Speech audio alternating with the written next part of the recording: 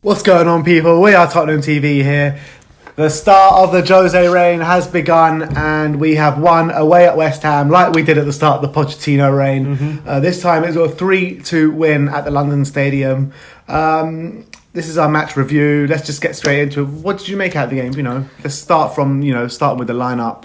I thought, when I saw the lineup, I thought it was quite a simple lineup. I thought he kept it 4-2-3-1, two quick wingers. I thought put Kane up front with Dele, who we know have a very good connection when they're both on it. Clearly, he said before the game he tried to sign Lucas when he was at Real Madrid. He's a big fan of his. Obviously, he tried to sign Dyer when he was at Man United, so he's a fan of his. So it's no surprise that them two came straight back into the lineup, and after they both have fallen out of favour with Pochettino pretty much for a while. And I thought they worked a treat. I thought they performed well for the majority of the game. I think he'll be frustrated how it ended. We'll get into that. But I think I thought the lineup was a pretty solid lineup. It was interesting. No Eriksen or Sissoko. I thought Eriksen, obviously, because of the whole contract thing, he said before in the press he wants to know what's going on with Eriksen before he starts to use him. So no surprise he was on the bench. But it was a bit of a surprise for me that Sissoko was there, because I thought he would pick. I was thinking he was going to pick Sissoko over Winks. Yeah, I mean, Sissoko's been like that mainstay in the midfield since he's come to form under Pochettino. Yeah. Winks hasn't had such a great start to the season. I thought, and when I thought about before Jose sort of named his lineup, you were thinking that Sissoko is that kind of Jose midfielder, big, brute. He's a brute in that midfield. He breaks up play, blah, blah, blah. But look, it wasn't to be. He didn't start, and Winks did start, and I thought Winks really played a sensational game. And I thought alongside him, Eric Dyer also played good. I don't think he was great, but I think he did good. Probably his best performance in a while. Eric Did a Dyer. Solid job, yeah. Yeah, he did a solid job, but I don't think it was anything more than that. But at the start of the game, I think for the first half an hour, we were still like bedding in. It wasn't that great. We were still trying to work out how to play things. I think it was a very even game. Nothing much was going on in the first half an hour or so. But once we got in the groove, we did score, but it was ruled out for offside when Harry Kane was offside in the first minute. That was very clear. It was offside, yeah. But I think that moment of play was a sign of things to come, because you could see Dele Alli was picking up very dangerous positions. He was picking up a lot of pockets of space. Rice and Noble were failing to pick him up quite often. I thought Noble had a torrid time in that middle of the park. Yeah, he didn't have a great game. I thought he was run ragged for most of the time. And I thought once we got in our groove, and once we scored the opening goal, I think there was a period, I think Son had a shot from about 25 yards, and then all of a sudden after that, we started to dominate quite a lot. And once we scored that goal through him and Son, we started to really try to force the issue. We put that keeper Roberto under pressure quite often. Always, he looked shocking. He was terrible. Every time he had a set piece, free kick or corner, we're always trying to put it under his crossbar and try and see if he can catch it or try to punch it. And he was coming for everything and getting nothing. Yeah. And it was ridiculous. He was one of the worst I've ever seen. Yeah, but like you said, as soon as we scored till we scored the third goal, I thought we were pumping them and we were absolutely destroying them. I thought that was like a bit of a half an hour period. The half an hour period before, it was like a game of like three stages kind of thing. It was like the first half an hour was kind of an even game. Half an hour after that was like all Tottenham, and then the half an hour after that, we could have given it away. So it was very strange. People say it was a game of two halves, but that was a game of three halves. 3/3. Yeah, 3/3. Son's first goal was all born out of quick passing from Winks into Dele Alli, lovely through ball by Dele into Son, step over, lovely finish into the far corner, although again got to question the keeper again. Yeah. He probably should have saved it, because it wasn't right in the corner. It was a quick whipped shot, but I think any keeper who is playing in the Premier League will be disappointed by letting that in. In terms of tactics that we installed, you're looking at the Pochettino tactics, the historic or the classic Pochettino tactics, where you press high up on the pitch, you give the opponents no room whatsoever. This was kind of different, wasn't it? We didn't sit back, but we kind of held our position, and we kind of counter-attacked West Ham whenever we had the opportunity. The wingers in Lucas and Son were very important to the way we played, and we had a lot of natural width with Aurier and Davis as well. So how did you compare it? Yeah, I think we didn't push as high up as we would have under Pochettino, and I think that's probably right, seeing as maybe the centre backs at this current stage are suited to that as they once were. I think you saw Toby kind of sit a bit deeper than he usually does than under Pochettino, and I think you're right. There was a lot more width to this play. I thought there was a lot more playing long balls into players' feet as opposed to trying to play out of the back. We tried to cut out the middleman, and I think it was a different kind of approach. And I think it was very interesting. Son, after the game in his post-match interview, was saying he was asked about playing out of the back, and he said, "Yeah, we played out of the back for 5 years, and we did it fairly well, but it's now time for a different approach." He was kind of saying how it's now a different kind of system. And Mourinho said before the game he wasn't going to completely change Pochettino tactics. He's just going to update it. He's just going to improve on it. And I think that's what we're seeing, because we did see a few times, Dele Alli was winning the ball, tackling the West Ham defenders and winning the ball in the opposition half, and so was Kane. And so there was an element of the high press, but it just wasn't like high press for a whole 90 minutes, which I think could understandably get very tiring after a few years of doing that. Yeah, and I think I want to talk about Kane for a minute, because I thought Kane was absolutely sensational. I think it was his best performance of the season, for sure. And he's got that bit of a bully character about him. I think the first time I've ever seen Kane like that, he was backing into defenders, he was making himself a complete nuisance for himself. And that is what epitomises Jose Mourinho and his coaching techniques, because you've seen it with strikers. I've said it in the previous video, but you saw it with strikers in Diego Costa and Drogba and Didier Drogba. The things they do on a pitch that makes them so hard to play against, and so defenders don't want to come up against these strikers because they're so horrible to be against. They're backing into you and they're just making things so hard for you to do, and that's exactly what Kane did on the weekend. Yeah, and I think it's no surprise that once Jose Mourinho came in, that's the kind of Kane we're hopefully going to be starting to see in the future. Someone who's got a bit of a mean streak about him.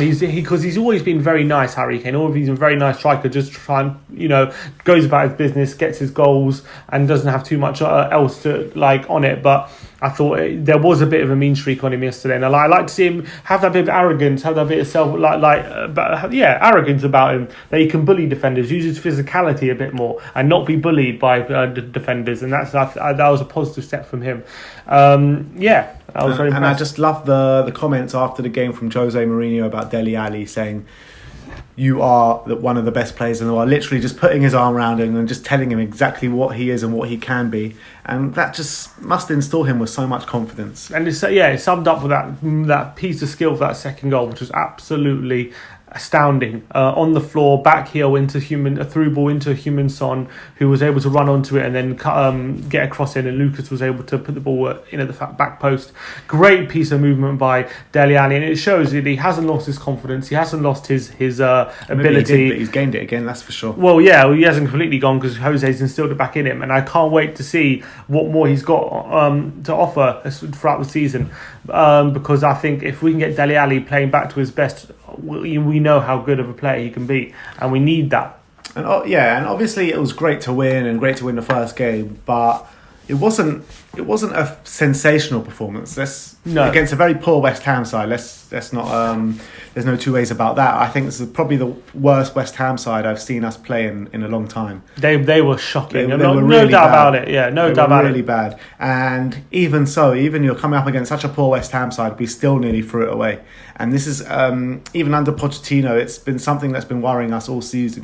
Taking the lead and not seeing through games. Yes, we did see through this game, but if the VAR is not in play, that's probably a goal, and it's 3-3. Mm-hmm. So it's very fine lines, and I think that Jose is going to be very, very angry what happened in that last 20 minutes, and we're going to need to sort that out, because against the better side we would have got found out. 100%, especially those last 20 minutes, 100%. And we did nearly get found out in this game. And he will be fuming that we didn't. Mourinho sides have always been famous for seeing out victories, shutting up shop when the game is done, and being able to just see out the win with a clean sheet and not conceding stupid goals like that. And I think once he was able to start the defence, I think we'll we will be able to see that. I think once he has Toby marshalling that defence, like he had John Terry marshalling, like he had Ramos marshalling, then I'm hoping that it will change. But I think the first game, he's only been in the job 2 days, so hasn't had too much time to imprint his ideas completely. But I think we saw a glimpse of it in this game. Definitely. You know, I think the ruthlessness of how we went 3-0 up was a mark of a Jose side. I think the way we controlled the game for most of the time wasn't just keeping possession for possession's sake. We had possession with a purpose, and I think that we were creating chances for most of the game. And I think once we went 3-0 up, even at 3-0 for about 5 or 10 minutes after 3-0 up, we looked like we were going to get more goals. We looked like we wanted another goal. We looked like we wanted another goal. And as Jose said in his press conference after the game, we were closer to 4-0 than we were to 3-1. But unfortunately, Antonio did get a goal, gave West Ham a bit more belief, and then we struggled after that. Always scored against us. I did feel like Mourinho might have got a couple of his subs wrong, especially putting Sissoko on the wing. I think maybe he should have taken off Dyer and get a bit more energy in the centre. He took off Dele and he brought on who did he bring on for Dele? It was Ericsson. That didn't quite work either. He only had a few minutes, Ericsson, though. I think he had a bit 15. Oh, did he? Yeah, he had a bit longer than that. And I think I would have obviously put Lo Celso on. I think Lo Celso is more of a player who's physically in this kind of condition more suited to that role than someone like Ericsson, who you don't want. Ericsson's not the kind of player you want when you're defending a lead. So that's what I would say. But he'll learn, Jose. He'll learn. He's only had a couple of days with the squad. He's still working out who he likes, who he fancies, who's his best players, how he wants to play. So I think a win's a positive start. We saw a glimpse of his ideas, and I think I'm very excited to see what else he brings. Yeah, and also you can just see that Jose effect with just in the certain players. I'm going to name, like, Serge Aurier first of all, Ben Davis. I thought Ben Davis especially, Dele Alli, Eric Dyer potentially, and Harry Kane. Just those 5 alone, I think you can say they've already sucked in the Jose effect. One thing I would say about the fullbacks is one thing I noticed very clearly is they did not push as high as they would under Pochettino. But that's some of the problems we were having under Pochettino. Our fullbacks were pushing up so high that we're leaving us so much space in behind. And it was fine. And it was fine when we had Walker and Rose because they could get back. But when you had Davis and Trippier or Davis and Aurier, it's not the case. And I think hopefully Jose's realised that. I think especially Davis more than Aurier, a lot more suited to a role of a defence where he's a lot more withdrawn from the attack. He's concentrating with defence first, and then when he gets to a chance to attack, then he attacks instead of being that full. He's not. It's not just mindless bombing it forward. He's not Andy Robertson. And using your head. He's not Trent Alexander-Arnold. He doesn't have the quality that they do. So, but what he does do, he's as good as defending as them, I would say. Exactly. So he uses his quality first, and I think Davis has always been on the ball, a good passer on the ball when he has time, and he's able to pick out a pass. But when he's in the final third, a lot of the time he just hasn't been good enough, and he doesn't have the pace to get back. And that's one of the biggest criticisms I've always had of Pochettino, was he wasn't able to adapt to the fullbacks once Walker and Rose left. Yeah. And I think hopefully Jose's realised that, and he can implant his own system.